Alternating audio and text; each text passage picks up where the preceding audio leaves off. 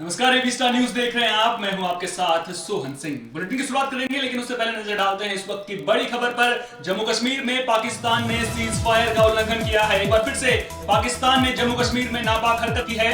पाकिस्तान ने cease fire का उल्लंघन किया है। बालाकोट सेक्टर में सीज फायर का उल्लंघन पाकिस्तान ने किया है। पुंछ जिले के बालाकोट सेक्टर में सीज फायर का उल्लंघन किया है।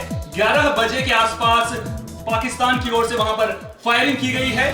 भारतीय चौकियों पर फायरिंग की है। तो पाकिस्तान ने एक बार फिर से सीज फायर का उल्लंघन किया है। पुंछ के बालाकोट सेक्टर में पाकिस्तान ने सीज फायर का उल्लंघन किया है। जो भारतीय चौकियां हैं वहां पर पाकिस्तान की ओर से हल्के हथियारों का प्रयोग किया गया है। गोलीबारी वहां पर की गई है। तो पाकिस्तान अपनी नापाक हरकतों से बात आने का नाम नहीं ले रहा है। एक बार फिर से पाकिस्तान की ओर से सीज फायर का उल्लंघन किया गया है।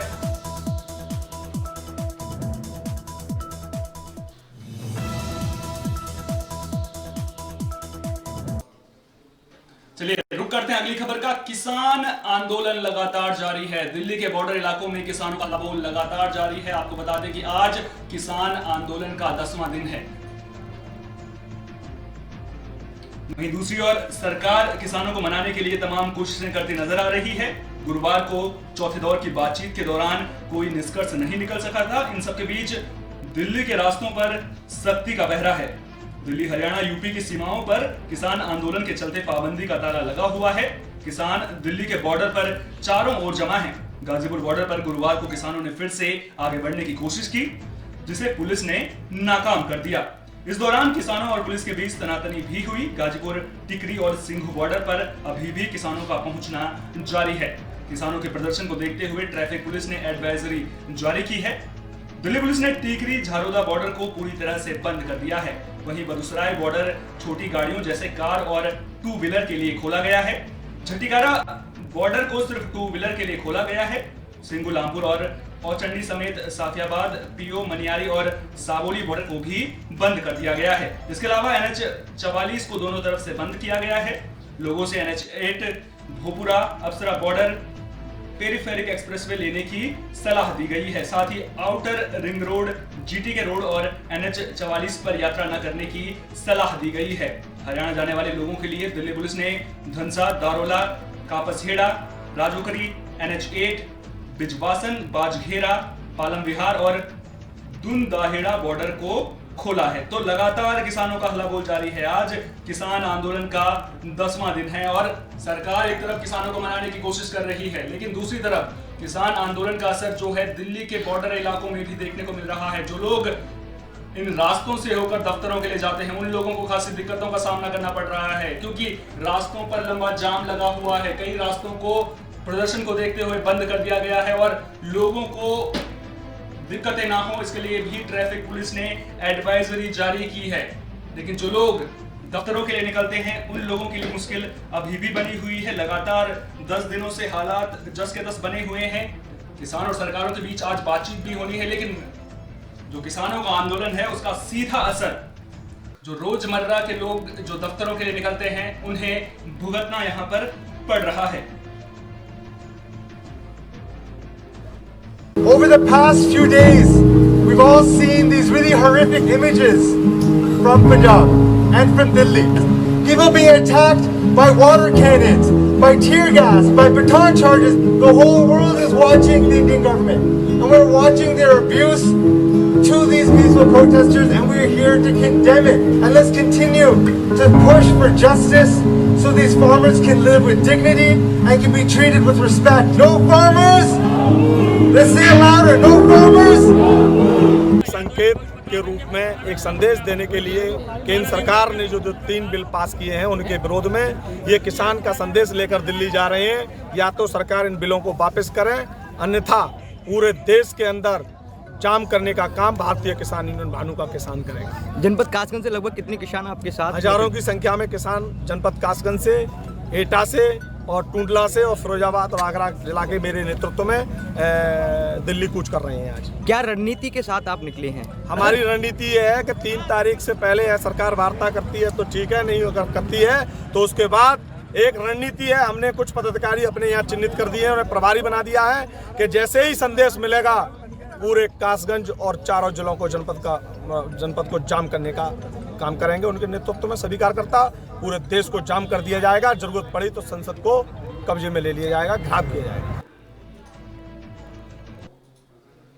तो कृषि कानूनों के खिलाफ किसानों का आंदोलन लगातार जारी है और इन सब के बीच यूपी, हरियाणा, पंजाब जैसे कई राज्यों से किसानों का दिल्ली के बॉर्डर इलाकों में पहुंचने का सिलसिला भी लगातार जारी है। किसान लगातार सरकार से तीनों कानूनों को वापस लेने की मांग कर रहे हैं। सरकार से जो ये 9 दिन बीते हैं, इस दौरान 2 बार बातचीत भी हो चुकी है, लेकिन फिलहाल समाधान निकलता हुआ नहीं दिखाई दे रहा है।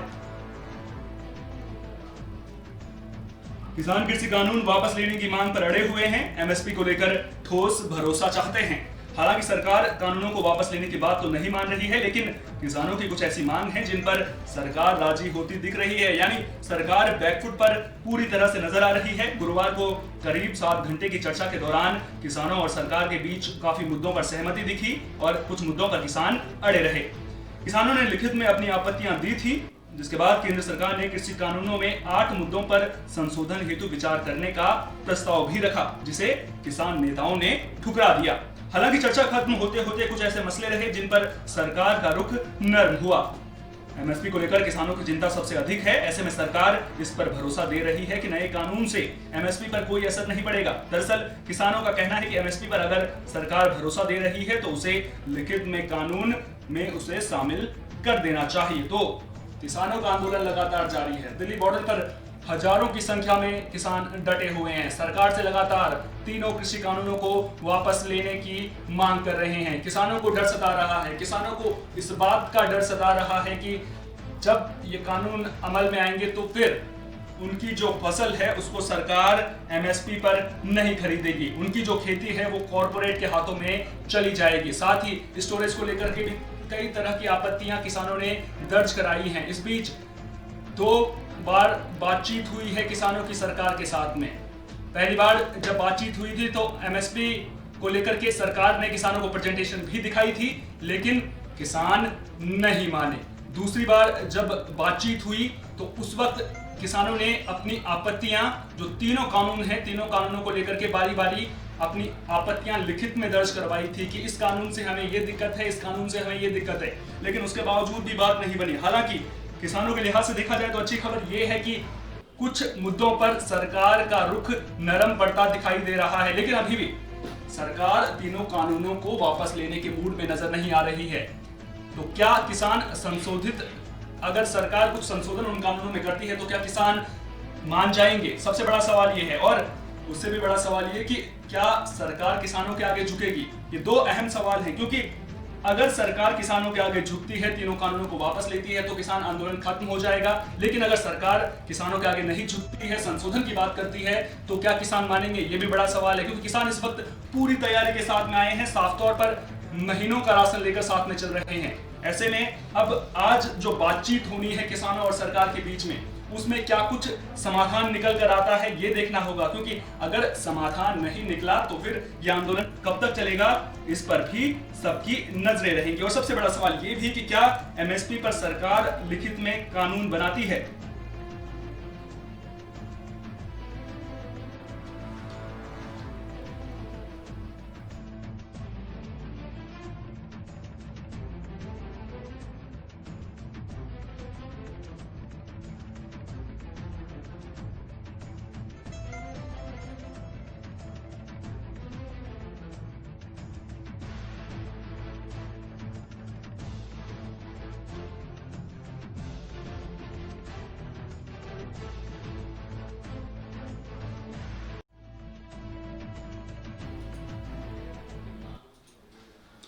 किसान आंदोलन को लेकर आज बिहार में महागठबंधन धरना प्रदर्शन करने वाला था, लेकिन महागठबंधन को धरना प्रदर्शन की इजाजत नहीं मिली। जिला प्रशासन से उन्हें अनुमति नहीं मिली, जिसकी वजह से महागठबंधन के जो नेता हैं वहां पर धरना प्रदर्शन नहीं कर पाए। आपको हालांकि बता दें कि जो महागठबंधन के कार्यकर्ता हैं, जो नेता हैं, उनका सुबह से ही पटना के गांधी मैदान में पहुंचने का सिलसिला शुरू हो चुका था। धरने को लेकर महागठबंधन के कार्यकर्ता गांधी मैदान में सुबह से ही जुटने लगे थे। धरने को लेकर सारी व्यवस्था की गई थी। नेता प्रतिपक्ष तेजस्वी समेत बड़े नेताओं को बैठने के लिए गांधी मूर्ति के ठीक नीचे दरी और माइक की व्यवस्था की जा रही थी। तभी जिला प्रशासन की टीम मौके पर पहुंची और धरना स्थल से सामान को हटाने लगी। अब स्थिति यह है कि किसान के पक्ष में धरना देने वाली महागठबंधन अब प्रशासन से ही दो हाथ करने में जुट गई है। तेजस्वी यादव किसान विरोधी बिल के खिलाफ आज पटना के गांधी मैदान में गांधी मूर्ति के नीचे धरना देने वाले थे, लेकिन जिला प्रशासन ने धरने की अनुमति नहीं दी, जिसके बाद गांधी मैदान की गेट संख्या 4 के बाहर ही धरने पर बैठे। गौरतलब है कि बिहार विधानसभा में नेता प्रतिपक्ष तेजस्वी यादव ने केंद्र के नए कृषि कानूनों को किसान विरोधी बताते हुए आंदोलन का ऐलान किया है। उनकी अगुवाई में महागठबंधन के नेता आज यानी शनिवार को गांधी मैदान में गांधी प्रतिमा के सामने धरना देने वाले थे। शुक्रवार को आरजेडी कार्यालय में बातचीत में उन्होंने आरोप लगाया कि केंद्र के किसान और मजदूर विरोधी फैसलों में मुख्यमंत्री नीतीश कुमार भी सहभागी हैं। केंद्र सरकार आज जो बातचीत कर रही है वो कानून बनाने से पहले होनी चाहिए थी। उन्होंने राज्य के सभी किसानों और संगठनों से बिल के खिलाफ सड़कों पर उतरने की अपील की थी। उधर इस पूरे मामले पर आरजेडी के वरिष्ठ नेता शिवानंद तिवारी ने प्रतिक्रिया व्यक्त की है और प्रतिबंध को राजनीति से प्रेरित बताया है। वहीं इस बीच राबड़ी देवी के आवास पर नेताओं और कार्यकर्ताओं के पहुंचने का सिलसिला भी शुरू हो चुका है। कृषक में हम लोग आज धरना प्रदर्शन है, उसी के संदर्भ में हम आए थे। हाँ, प्रशासन ने तो रोक दिया था धरना प्रदर्शन। रोक दिया है, लेकिन हम लोग धरना प्रदर्शन करेंगे, प्रशासन को करना हो करेंगे। अच्छा, अभी मुलाकात हुई तेजस्वी से? तेजस्वी जी, हाँ, क्या बातें हुई? तेजस्वी जी बोले कि ठीक है आप लोग चलिए, हम देखते हैं। हाँ, बात कर रहे हैं। हाँ, अभी एक एक करके जो विधायक हैं, कई विधायक अंदर पहुंच चुके हैं। क्या बुलावा आया था अभी सुबह में आपको? नहीं, बुलावा नहीं आया था, हम लोग ऐसे देता हमारे है मिलने के लिए आए थे, बुलावा नहीं आया था कैसे। सर, आज धरना है, जिला प्रशासन ने गांधी मैदान में रोक लगा दिया है कि आप लोग वहाँ पर धरना नहीं दीजिएगा। देखिए, हम लोग बात कर रहे हैं, जानकारी मिली है, लेकिन सबसे आश्चर्य की बात है कि मोहन भागवत जी आरएसएस के लोगों की बैठक पटना में कर सकते हैं, लेकिन हम लोग जो है माने देश के किसानों का सवाल है जिस पर 70% आबादी खेती पर निर्भर है, और इस मौसम में मैंने इस क्रूर मौसम में माने लाखों किसान जो है दिल्ली के इर्द गिर्द जो है बैठे हुए हैं इस ठंड में, और कई दिनों से 9वां 10वां दिन हो गया, और इसके बारे में विचार करने के लिए, उनका समर्थन करने के लिए हम लोग जो है गांधी जी के मूर्ति के पास नहीं पहुंच सकते। ये माने हमको अफसोस है कि नीतीश जी किसी ज़माने में हमारे मित्र हुआ करते थे, और गांधी का उपदेश जो है 7 उपदेश जो है लिखवा के चारों तरफ भर रहे हैं। तो गांधी जी का एक उपदेश ये भी है कि सिद्धांतहीन राजनीति जो है पाप है। तो अब याद करें, नीतीश जी ने बिहार के विधानसभा में या 2014 के चुनाव में या 2015 के चुनाव में नरेंद्र मोदी जी की जो राजनीति है उसके बारे में उन्होंने क्या कहा था। और तो किसान आंदोलन पर सियासत के रंग भी खूब चढ़ने लग गए हैं। महागठबंधन ने आज धरने का ऐलान किया था, लेकिन जिला प्रशासन से धरने की अनुमति नहीं मिल पाई, जिसके बाद अब महागठबंधन जो है वो पटना जिला प्रशासन से ही दो हाथ करता हुआ नजर आ रहा है। चलिए रुक करते हैं अगली खबर की ओर। अगली खबर दिल्ली में वायु प्रदूषण से जुड़ी हुई है। दरअसल दिल्ली में जो हवा का स्तर है, जो प्रदूषण का स्तर है, वो लगातार खतरनाक लेवल पर पहुंचता हुआ नजर आ रहा है। दिल्ली एनसीआर में लोगों की सांसों पर संकट आ गया है। दरअसल दिल्ली एनसीआर की हवा दिनों दिन जहरीली होती जा रही है।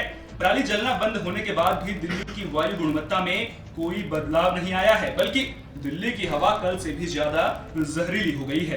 केंद्रीय प्रदूषण नियंत्रक बोर्ड की वेबसाइट के मुताबिक सुबह 9 बजे दिल्ली के प्रमुख 16 इलाकों का AQI 400 के पार दर्ज किया गया, जो गंभीर श्रेणी में आता है। वहीं अन्य इलाकों का AQI भी 300 के पार है, जो बेहद खराब श्रेणी में आता है। दिल्ली की हवा खराब होने का एक प्रमुख कारण वायु की धीमी गति भी है, जिसकी वजह से प्रदूषित हवा और धूल के कण एक जगह जमा हो रहे हैं, और इसी की वजह से दिल्ली में प्रदूषण भी लगातार बढ़ता जा रहा है। तो जो हवा की रफ्तार है वो धीमी हो गई है।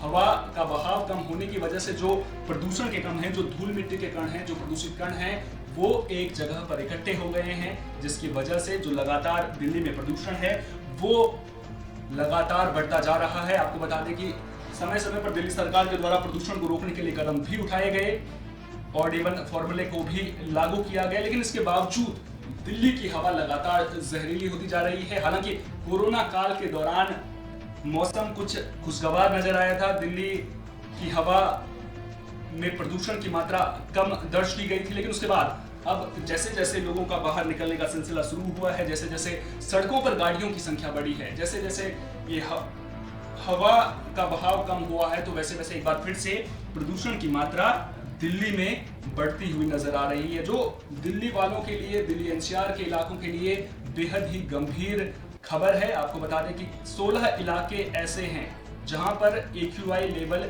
400 के पार दर्ज किया गया है। और आपको बता दें कि 400 के पार AQI का होने का मतलब है कि प्रदूषण बेहद गंभीर हालत में है, यानी कि दिल्ली की हवा इस वक्त जहरीली हो गई है।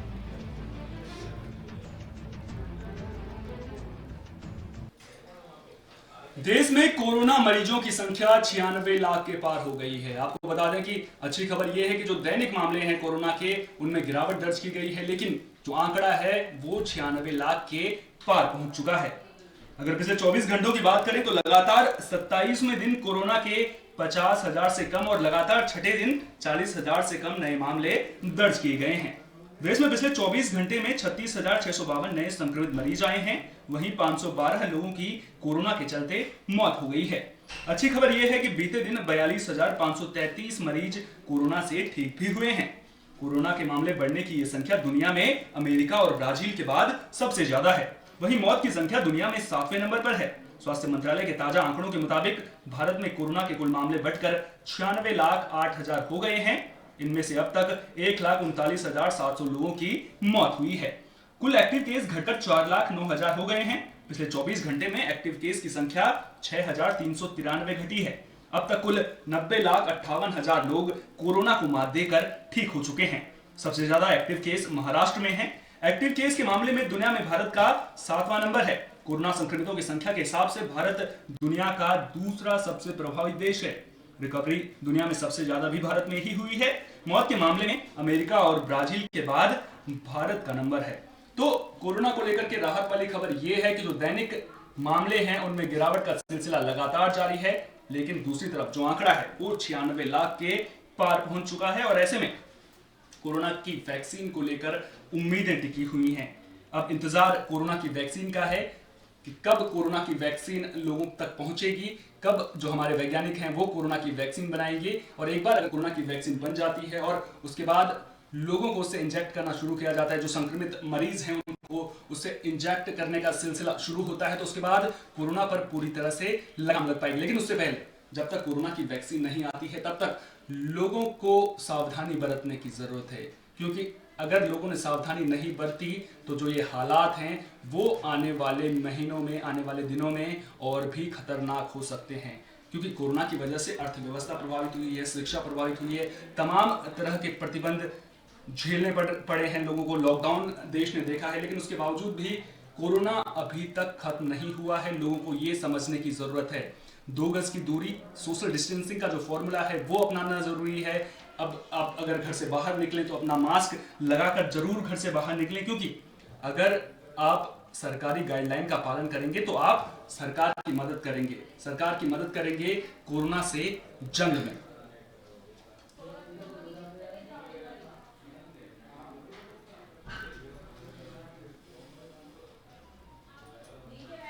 कोरोना को लेकर सरकार भी गंभीर नजर आ रही है। इसी कड़ी में कल जो है सर्वदलीय बैठक का आयोजन किया गया था। प्रधानमंत्री नरेंद्र मोदी की अध्यक्षता में यह बैठक हुई थी। इस दौरान कोरोना वैक्सीन को लेकर प्रधानमंत्री नरेंद्र मोदी ने बड़ी बात कही है। उन्होंने कहा है कि अगले कुछ हफ्तों में कोरोना की वैक्सीन आ जाएगी। प्रधानमंत्री मोदी ने बताया कि कुछ हफ्तों में ही वैक्सीन आने की उम्मीद है। पीएम मोदी ने संकेत दिए कि कोरोना की वैक्सीन पहले बुजुर्गों, कोरोना वॉरियर्स को मिल सकती है। बैठक में पीएम मोदी ने कहा कि अभी 8 ऐसी वैक्सीन हैं जो ट्रायल के चरण में बनी हुई हैं। पीएम मोदी ने कहा कि ऐसी उम्मीद है कि अगले कुछ हफ्तों में वैक्सीन को लेकर अच्छी खबर मिलेगी। वैज्ञानिकों की ओर से मंजूरी मिलते ही इस पर काम शुरू हो जाएगा। भारत एक विशेष सॉफ्टवेयर पर काम कर रहा है जो हर किसी को वैक्सीन पहुंचाने पर ट्रैकिंग करेगा। पीएम मोदी ने बताया कि केंद्र सरकार बड़े स्तर पर वैक्सीन वितरण को लेकर काम कर रही है, जो राज्य सरकार की मदद से जमीन पर उतारा जाएगा। सरकार ने एक नेशनल एक्सपर्ट ग्रुप बनाया है जिसकी सिफारिश के अनुसार ही काम होगा। वैक्सीन की कीमत क्या होगी, इस पर केंद्र और राज्य सरकारें मिलकर फैसला लेंगे। कीमत पर फैसला लोगों को देखते हुए किया जाएगा और राज्य की इसमें सहभागिता होगी। तो एक और कोरोना के मामले लगातार सामने आ रहे हैं। दूसरी ओर अच्छी खबर यह है कि प्रधानमंत्री नरेंद्र मोदी ने कहा है कि अगले कुछ हफ्तों में कोरोना की वैक्सीन हम सब के बीच में आ जाएगी। जो हमारे वैज्ञानिक हैं वो लगातार कोरोना की वैक्सीन बनाने के लिए दिन रात एक किए हुए हैं। आपको बता दें कि जब सर्वदलीय बैठक हुई थी उससे पहले राहुल गांधी ने सवाल पूछा था। राहुल गांधी ने कहा था कि प्रधानमंत्री नरेंद्र मोदी सर्वदलीय बैठक में कोरोना की वैक्सीन कब आएगी इसको लेकर अपनी बात कहें, तो प्रधानमंत्री ने राहुल गांधी की बात को नजरअंदाज नहीं किया। उन्होंने साफ तौर पर कहा कि जो कोरोना की वैक्सीन है वो अगले कुछ हफ्तों में आ जाएगी। आपको बता दें कि कोरोना की वैक्सीन निर्माण को लेकर इससे पहले प्रधानमंत्री नरेंद्र मोदी ने 3 शहरों का दौरा भी किया था। प्रधानमंत्री नरेंद्र मोदी अहमदाबाद, पुणे और हैदराबाद गए थे, जहां उन्होंने वैज्ञानिकों से मुलाकात की थी। उसके बाद उन्होंने वहां पर जो वैज्ञानिक हमारे हैं उनके साथ कोरोना वैक्सीन वितरण को लेकर के रणनीति पर भी चर्चा की थी, जिसके बाद अब प्रधानमंत्री नरेंद्र मोदी ने कल सर्वदलीय बैठक की और उसके बाद देशवासियों को अच्छी खबर दी है। और अच्छी खबर यही है कि जो कोरोना की वैक्सीन है वो अगले कुछ हफ्तों में आ जाएगी। हमारे भारतीय manufacturers, ICMR, department of biotechnology और ग्लोबल इंडस्ट्री के अन्य दिग्गजों के बहुत ही संपर्क में रह करके तालमेल के साथ काम कर रहे हैं। आप एक तरह से मानकर चलिए कि सभी कमर कस के तैयार बैठे हैं।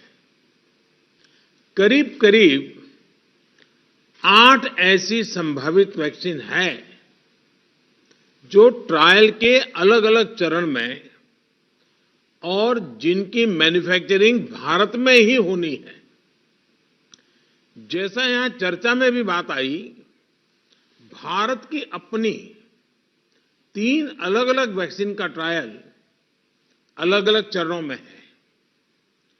एक्सपर्ट्स ये मानकर चल रहे हैं कि अब कोरोना की वैक्सीन के लिए बहुत ज्यादा इंतजार नहीं करना पड़ेगा।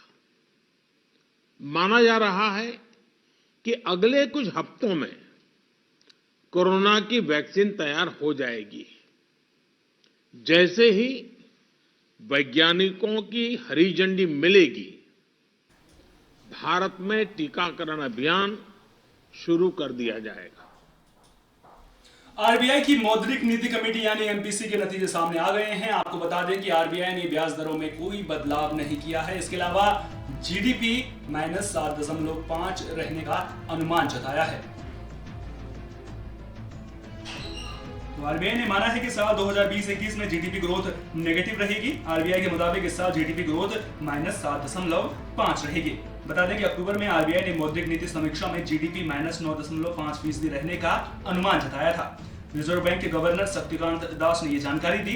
बता दें कि आरबीआई ने रेपो रेट में 4% और रिवर्स रेपो रेट को 3.35% बरकरार रखा है। बता दें कि रिजर्व बैंक हर 2 महीने में अपनी सालाना मौद्रिक नीति की समीक्षा करता है। इससे पहले हुई अक्टूबर की बैठक में रिजर्व बैंक ने रेपो रेट में कोई बदलाव नहीं किया था।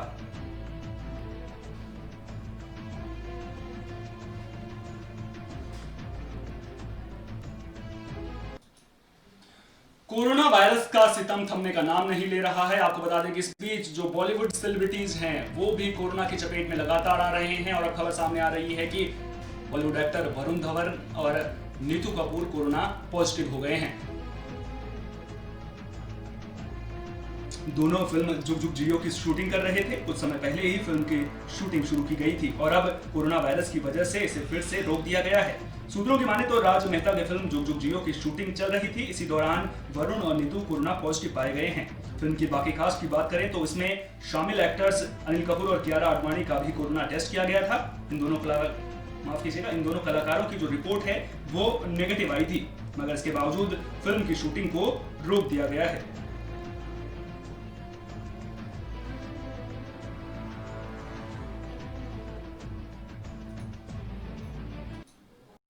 अगली खबर हरियाणा से है। दरअसल हरियाणा के स्वास्थ्य मंत्री अनिल विज कोरोना पॉजिटिव हो गए हैं। उन्होंने खुद ट्वीट कर इस बात की जानकारी दी है। फिलहाल सिविल अस्पताल अंबाला कैंट में उनका इलाज चल रहा है। बड़ी बात यह है कि 15 दिन पहले ही अनिल विज ने कोवैक्सीन परीक्षण में वॉलंटियर के तौर पर खुद को टीका लगवाया था। बावजूद इसके वो कोरोना पॉजिटिव पाए गए हैं। अनिल विज ने ट्वीट करते हुए कहा, मैं कोरोना संक्रमित पाया गया हूं। मैं सिविल अस्पताल अंबाला कैंट में भर्ती हूं। जो लोग भी मेरे संपर्क में आए हैं उन्हें ये सलाह दी जाती है कि वो कोरोना की जांच कराएं। अनिल विज राज्य के गृह मंत्री भी हैं। बताया जा रहा है कि पहला टीका लगने के बाद अनिल विज को 28 दिन बाद दूसरी डोज दी जाने वाली थी। डॉक्टर उनके शरीर में एंटीबॉडीज बनने का अध्ययन करने वाले थे, लेकिन अब उनके कोरोना पॉजिटिव पाए जाने के बाद टीके पर सवाल खड़े होने लगे हैं। बता दें कि कोरोना वायरस महामारी के बचाव के लिए भारत बायोटेक और भारतीय चिकित्सा अनुसंधान परिषद की दवा कोवैक्सीन के तीसरे चरण का परीक्षण चल रहा है।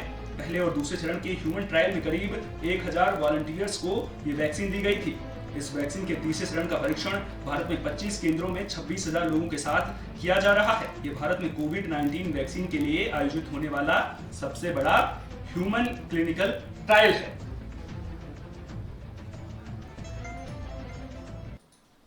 इस बुलेटिन में मेरे साथ इतना ही। दीजिए इजाजत। नमस्कार।